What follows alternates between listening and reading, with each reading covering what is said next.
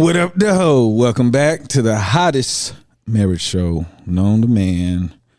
I am Too Much, and this is Due. How are you doing this afternoon?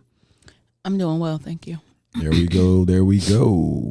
So tell me this: your whales, Lord. your whales. When you say well, like when you go to work and somebody says I'm doing well, is that well the same way that when I just asked you how you're doing? Yeah, well just means that there's no outstanding stress. It's everything's chill. All is well. So you want people to believe that is your entire mood, like you're well. So like throughout the day, if you're doing well, just as long as you're not stressed, that's your well. Does it get better? Like what kind of levels of your well? Like I don't know. I guess I can have a great day. If things are popping off, then I'll be like, oh, everything is exciting or there's a lot going on. Yeah. But generally, I want to operate at that level. I want to be able to say I'm doing well. I feel no immediate stress. I feel like things are going well with my family. I'm not stressed financially. There's nothing that's plaguing me on my mind right now. Except, I've been having some weird dreams lately. And last night I got robbed. But no, it wasn't last night. The night before I got robbed. Last night, I had a project with a coworker that I never have to work with. I like her though. But it was high stress. So I guess in my dreams, things are high stress right now. But so are awake, you, I'm good. I think you just be lying to the people. Like, I guess I'm not going to sit there and one thing I don't like to do is fret over things excessively. Like, there are some things I fret over, like, making sure my kids are good with whatever they need or whatever. But for the most part, I don't like to sit there and fret over things. I like either there's something I can do and I do it to fix it, or there's nothing I can do and it needs to go in that little box of there's nothing you can do about it, so move on. Like, I need to reduce my risk of a heart attack or a stroke. That's how I work through my life. I'm trying to just reduce all stress as much as possible. So what does stress look like for you now? Like, what is something that gives you stress that that you can't control? Well, I stress a little bit over Dallas. Dallas is a unique soul.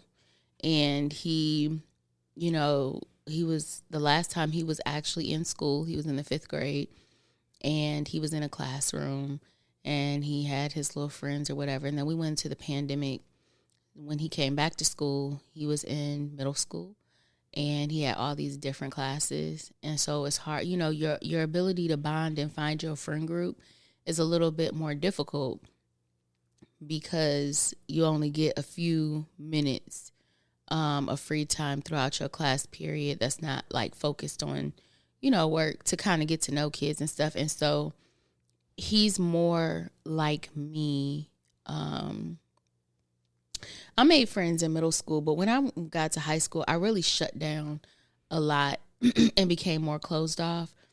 And so I understand what it's like to, I don't think so. Not have a crew. No, I don't think so. I had a crew. Yeah, like that's not fair. But I'm saying I didn't actively seek out friendships, and I wasn't really outgoing. You already had them. You don't like have to actively seek out anybody. Right. So what I'm saying to you right now is is that this is the social time.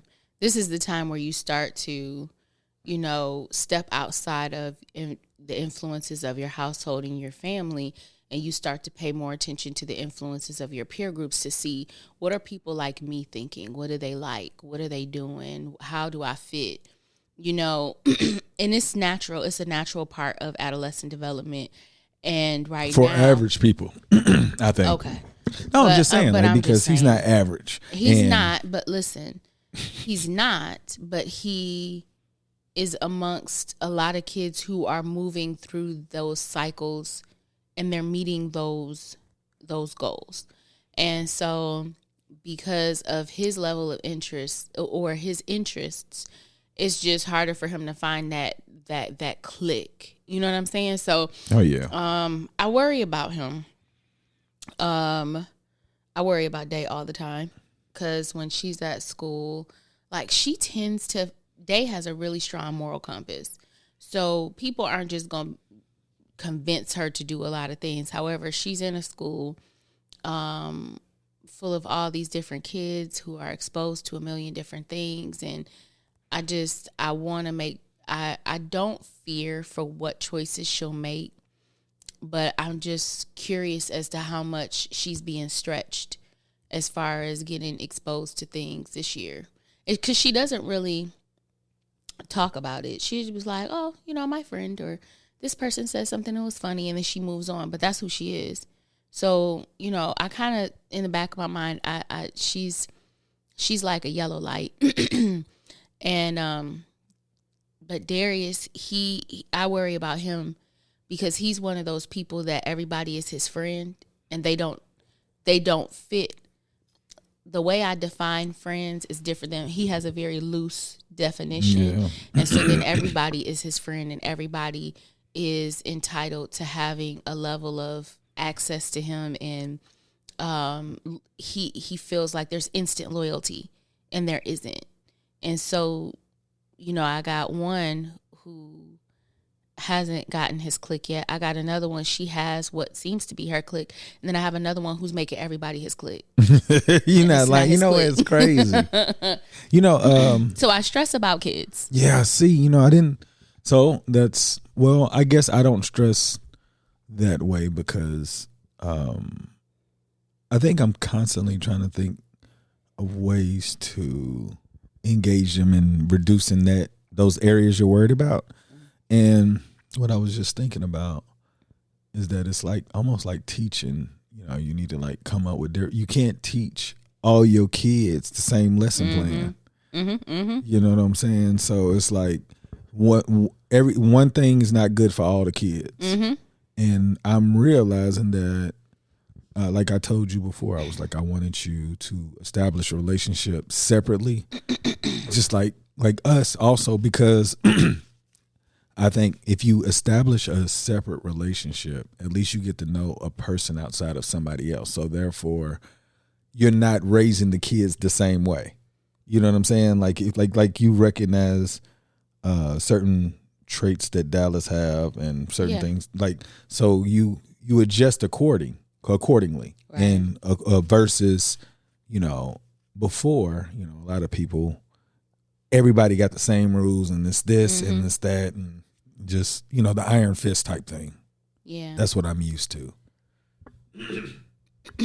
Yeah, so well, that's just my stress. Yeah, I know. I was just thinking I get it now, and I'm gonna try to reduce that starting today too, because I was thinking about something that I could do to, I guess, to reduce maybe the possible anxiety that Dallas is having in school because he doesn't have the friendships that he would think he should have at this age. And what's crazy though is he doesn't really outwardly seem like he's stressed about it because he's so used to kind of just doing his own thing. But it's just certain comments that he makes, like, I wish that it's like, I wish there was just somebody that kind of understood me so it could just be easy to like kick it with somebody. And I'm like, oh, well, Dallas, well, what if we try this, or do you want to get involved in this? He'd be like, no. Like, well, the people that you talk to at school, they ask you to go out somewhere after school, and he was like, yeah, that might be all right, but then he doesn't go. You know what I'm saying? So I don't know. Half of it I'm trying to figure out if I'm more stressed than they actually are at any point in time. I don't really, probably.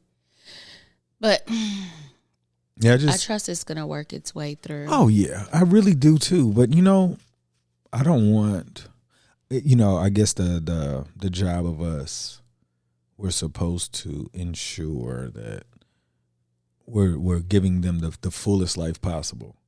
And that is just something that I think, like I told you earlier, the exposure that they've had made it very difficult for him specifically, because, the United States or the Western world, the things that they talk about is just not any of his interest in the way that we view things here. In the broader scheme of it, I just feel like it's 80s babies raising these 2000s babies. Like it's so weird. I think that every parent has had some type of, it's that disconnect in between. Like growing up, it just didn't seem like, we definitely didn't have the same barriers to growing up as kids do now, or the same obstacles to face as the kids do now. And sometimes I feel like people our age are like, shoot, they got it easy. They this, they that, they this, and kind of discount or minimize these kids' experiences. But this stuff is real to them. You know what I'm I know saying? it's like the most important thing in their life right now. Yeah. And I remember when I was younger, I thought my stuff was for real dire and super important. And my mom was probably looking at me like, girl, please. But it is to you though. Yeah. But you know what? I try to be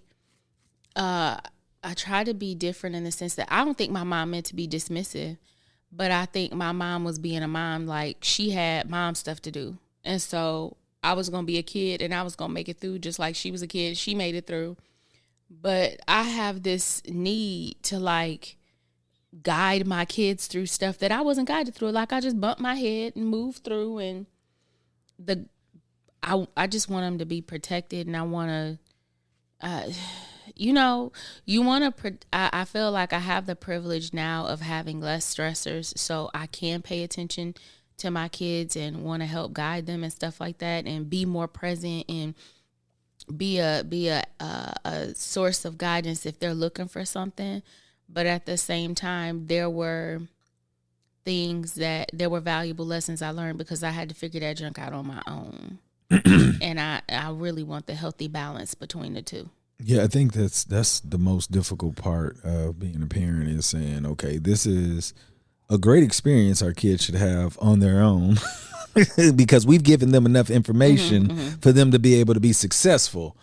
But this one right here, I don't know about. But, like, how do you determine? Exactly. And that's what I'm saying about being 80s versus 2000 kids, is that I'm saying I've given you all the tools I could even imagine. And the 2000s babies are like, hold my beer. Like, I have even more stuff that you can't even imagine that I'm going through. And I feel like I'm giving the tools for them to, but am I just giving them the tools to work through the 80s and the 90s? Am I giving them the tools to work through the 2020s? I think this conversation is going to lead to a lot of discussion. Hopefully, when people listen to this, they can give ideas on what they're doing, because I'm sure there's a large population of people who grew up like us and have kids and around our age and are doing way better. You know what I'm saying? Because I was looking at a spectrum of good and bad, if there is a thing, or exposure, the most exposed.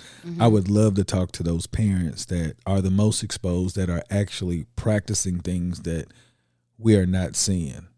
You know what I'm saying? So I'm like, hey, you should consider this. Or there's a YouTube channel that says, this is practices that we've done. And, I think those are great ideas to have conversations with other parents. Yeah. The other struggle I have is that I had kids before and after most of my friends. So my kids' age group doesn't really match. Oh, yeah. With anyone, like, for real. It's like it doesn't match with any particular. I don't have one group I talk to, their kids are like in graduating high school and college. The other, I got some that just went into preschool and have newborns. So I can probably count on one hand how many kids I know within Day and Dallas and Darius's age group.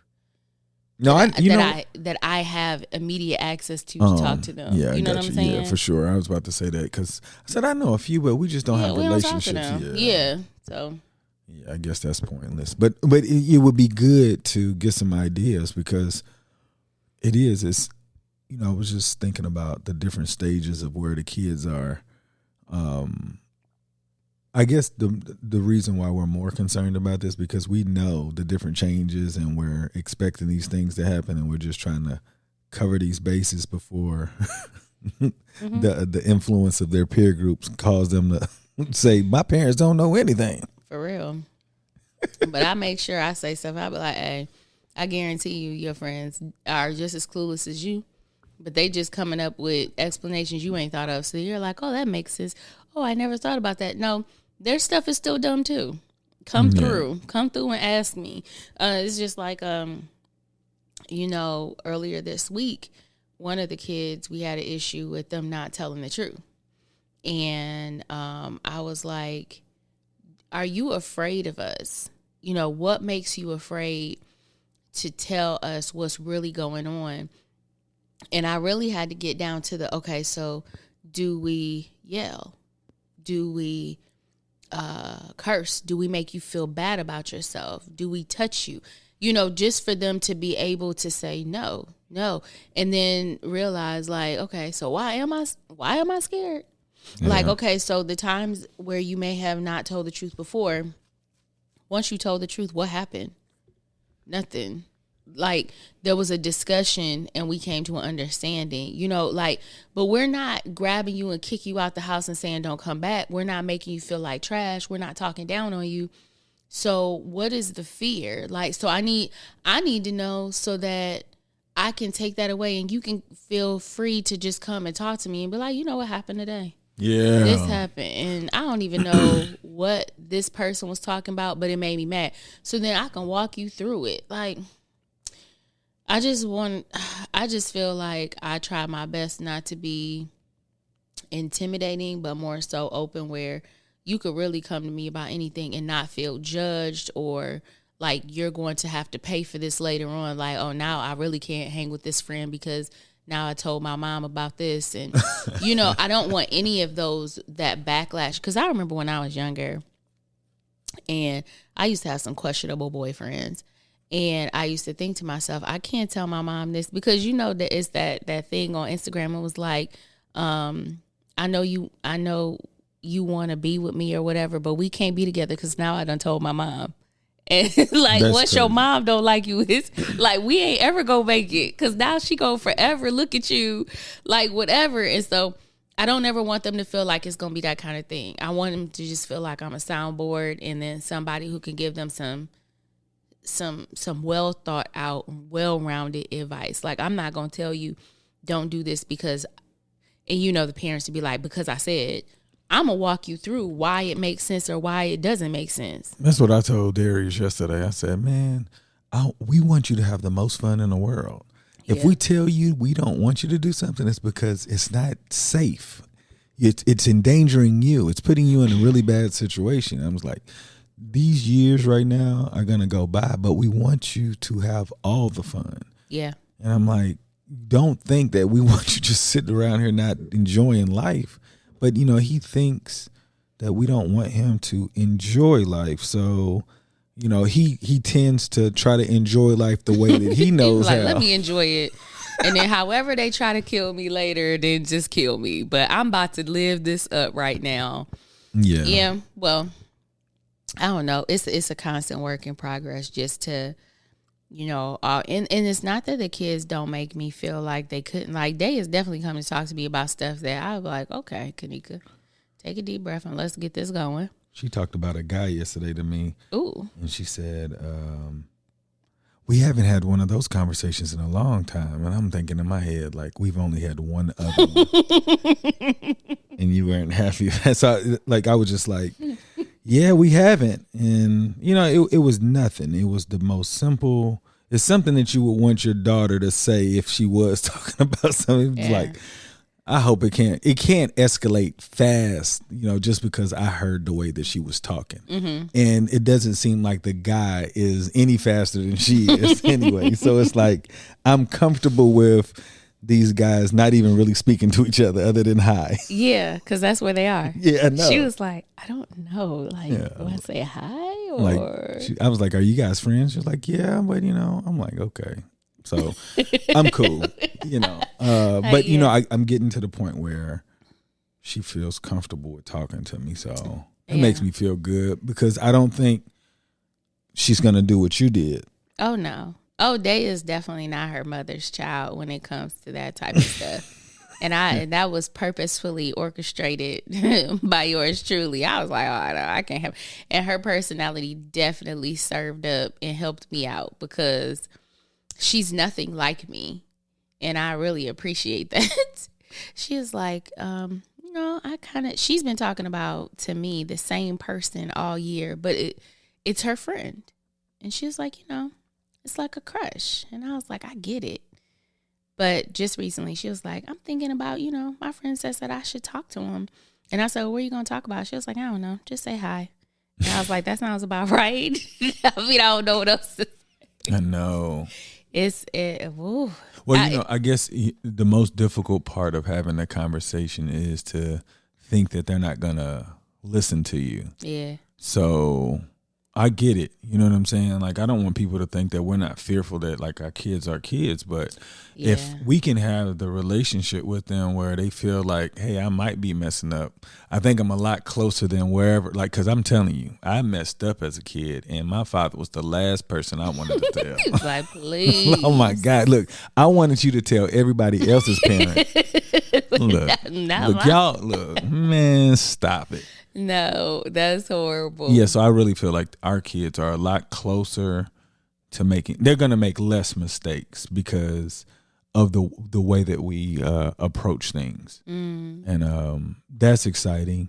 But I do want them to come up to me and be like, this is my day. I didn't think about that either because I was like, there is nothing in my life that I was like, Dad, guess what happened today? Only time I said, Dad, guess what happened today? Is if I was in trouble and I was trying to say somebody. Let me just let me stop this. What? No, I was just saying you were like, let me come in here and and plant my seed prior to. Exactly, because I knew that he was going to find out. So that's the only way he found out about my day. He never figured out why he found out about my day, but I always... Well, you know what? He may have figured it out. When he was like, if you going to go through the time and effort to try to figure out something to soften me up. Wait, please just let them know what you told your parents you decided to do in the 7th grade. Just to make sure that you were covered. Oh, okay. So I didn't talk about that before. Mm-hmm. All right. So if you hadn't. My sister and I... she doesn't remember. We didn't really have a really good relationship, like after the age of 7. So I didn't like my sister at all because it seemed like I was always getting in trouble and I was always getting a whooping. And 7th grade comes and the skating rink, Robin's Roost, I'm skating at this point. And now I'm hanging with kids that are like kissing and talking about kissing and actually having sex. So I'm like, shoot, I want to kiss too. Yeah. And I remember I was going to kiss this girl. Like, it's so crazy. It was like planned out and everything. But I was like, the only way I can pull this off is if I tell my parents in advance. Oh my God. Was she going to the skating rink with you at that time? Listen, if Connie wanted to go anywhere with me, so you had to I couldn't go anywhere without taking her. So I was like, it's not even fun. Okay. But yeah, at that time she was already going. So, I said, Mom, Dad, I think it's time for us to have a talk. And I come in the room and I shut the door and I said, I'm in 7th grade now. And I think it's about that time that I'm going to start kissing. And I'm just telling you because I didn't want Connie to tell on me and I didn't want to get in trouble. Hey, What I would have loved to see their faces. look. What my dad told me, he was like, that was very mature of you. Okay, be safe. It's like, I'm proud of you or something, like, be safe. But I was tired of getting whoopings, and He said it ain't gonna be for this. it would not be for this. And you know what's so crazy? What? I was so proud at what I got. I went to my friends and I said, guess what, y'all? My mom and dad said I can kiss girls. It was like, how do they know you kissing girls? I was like, I went to tell them I was going to do it. You don't supposed to tell them. You're stupid. I was like, well, I ain't going to get in trouble. Hey, I know one thing. That's the last thing that's going to happen.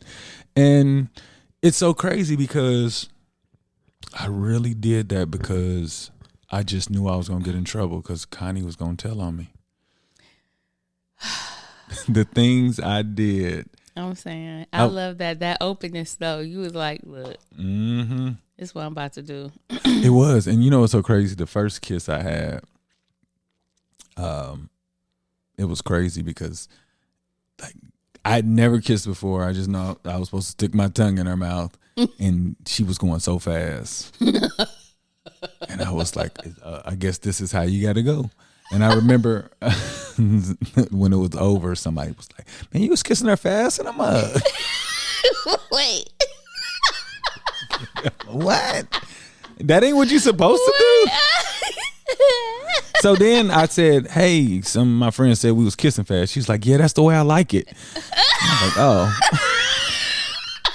Wait. So my first kiss was this boy. I didn't even like him, but I wanted to practice kissing because I liked his friend and I wanted to kiss his friend. My God. Listen to you. But I didn't know how to kiss with my tongue either. So, look. So he comes over and I was like, all right, I'm just going to go for it. I'm just going to go. And it seemed like he knew what he was doing. So we started kissing. All I knew was I was supposed to use my tongue. I know I probably confused the hell out of him. The tongue was going in no particular direction whatsoever. It was just on a fact finding mission. It was on a search. Man, it was on a search mission, and then when it was done, like I had already decided I needed to walk away with confidence. So I just finished kissing him and just walked away. I know he was like, what the hell was that? But wait, I had to walk away slowly like I knew I did something. Oh my God, it was so funny. When I look back at it, I pray to God. You look back at it. Look back at it. But you know, when I think about it, even afterward, like years after that, I thought about that and started cracking up. And I was like, what was he thinking? When he walked away, he was like, what the hell was that? I don't know. Like, I didn't have anybody watching me like y'all did to be able to give me a proper critique, though. Well, you know, like it was the skating rink. So it was like, it was a video game by the lockers. And we just went over there and kissed. That's so crazy. That's like everybody took turns going over there to kiss. No lie. Yeah, I'm just like, we were so unsupervised. For real. Like, you know, so I'm just thinking like, yeah. So in 7th grade, I was kissing. So it's only right to continue to be on that path. If you're kissing in 7th grade, you're going to be having sex soon. Like it's inevitable. Like, unless somebody tells you, hey man, you shouldn't do anything else after kissing, you should wait till you're an adult. Kissing is the gateway intimacy. No, I'm just saying, like, if you're kissing at 7th grade, then sex and all of that must be regular. Or it's gonna be regular. Because I'm looking like, so I had sex in 9th grade and I did it for real just to stop lying. And I didn't have sex again for another year. And so I had sex maybe twice from when I first had sex until like maybe the summer of before my junior year. And then it was like, oh man, I was horrible. And I was just thinking like how my life could have been just totally different because of no supervision. I understand. No, I don't want to understand. I'm blessed. I'm thankful. Thank God for whoever was watching me, because life would have been hard. Well, so check this out. Let's do this.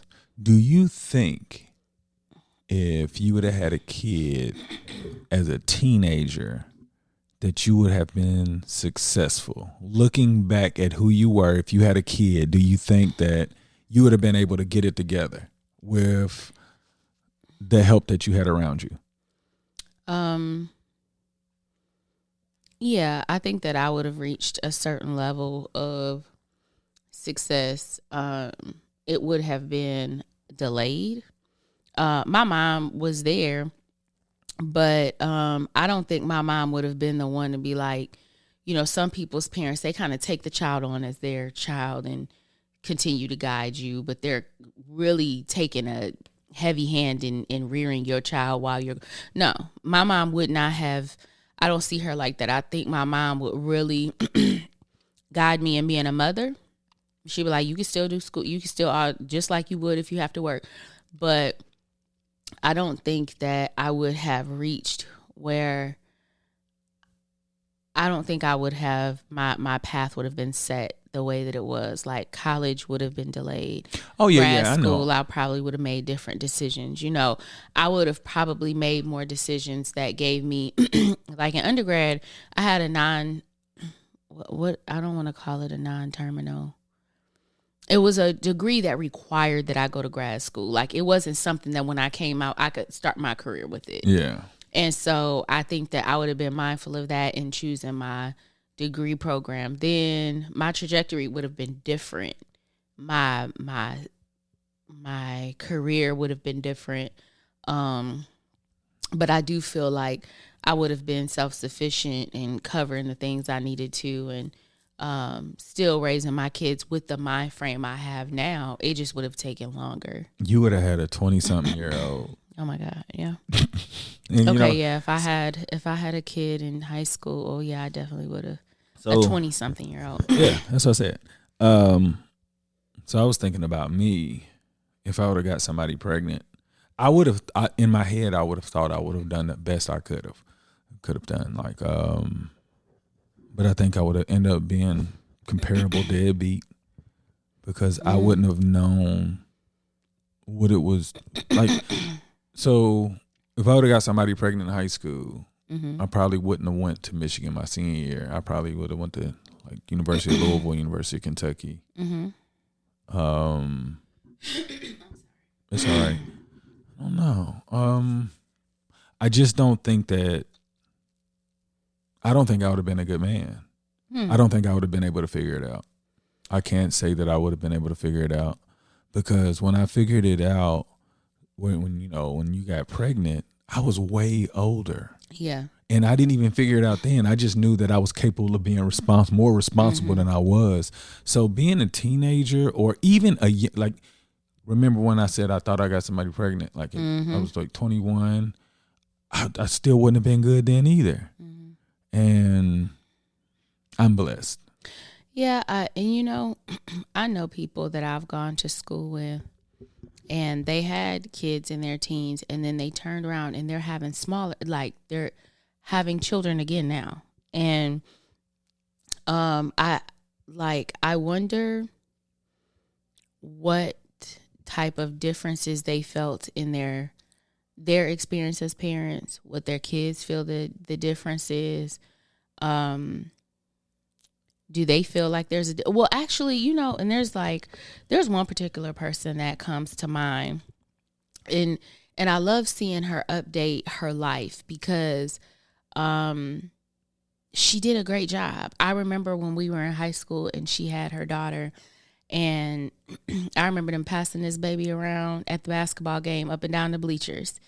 And in my head, I was thinking, I could not, because my life would be forever changed and I wouldn't be able to do this, that, or the other.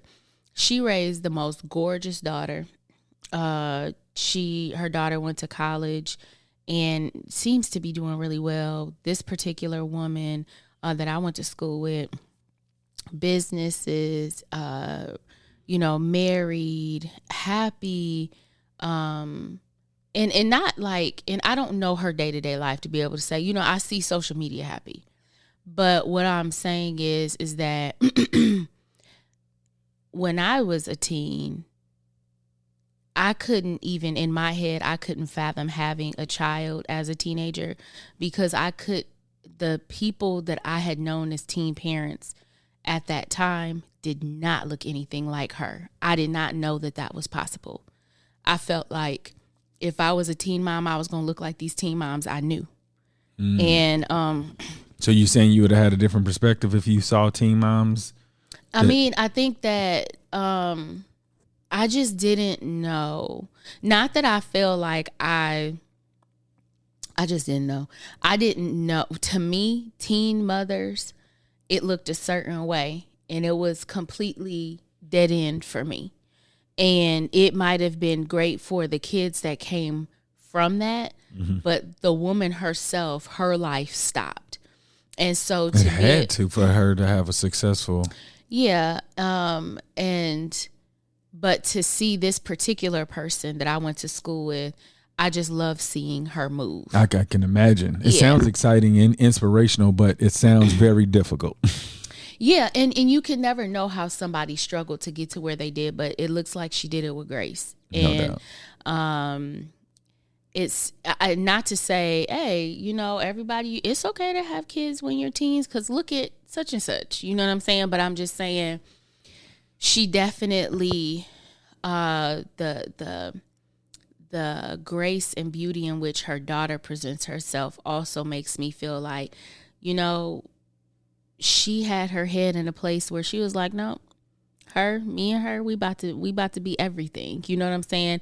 And we're going to defy, not knowing, but she defied everything that I ever thought would be possible for. I think she's a distraction, though. I think that there are some people. Yeah, you don't want to feel like, because everybody doesn't have the go get itness. No, not at all. You know what I'm saying? She's special. She is. That's She's what I'm saying. And I don't special. want people ever thinking like that. Man, like No. if she would check this out.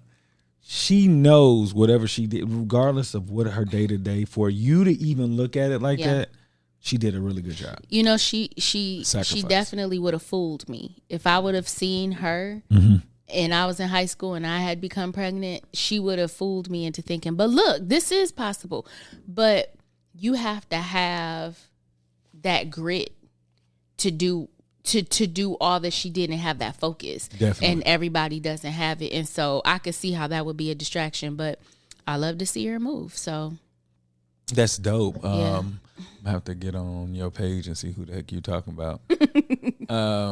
Anybody you want to give a shout out to before we get out of here? I want to give a shout out to every woman that defies the odds. For sure. Because Lord knows we all defy some odds. There's always something stacked against us. Yes, I believe that too. I do. I believe women have the shorter end of the stick in comparison to majority of men, wherever they are in life. Well, they're definitely gonna have different obstacles and sometimes a lot more obstacles. Yeah, I agree. Yeah. So yeah, all the women that defy the odds. Yeah. So hopefully we can fix that and make everybody feel like it's an equal opportunity to be great. I want to give a shout out to all of the black businesses we are showing love to on our page. If you want to go to www.lewissquad.com, that is 1S, and go to Buy Black, and you can see all of the black businesses that we have either purchased from or know that they have good quality products. And it's holiday season, and it'll be a great place to change somebody else's life. Be great on purpose. We love you all. Wait, it's just me against the world. Me against the world. Come on, Tupac. Boom.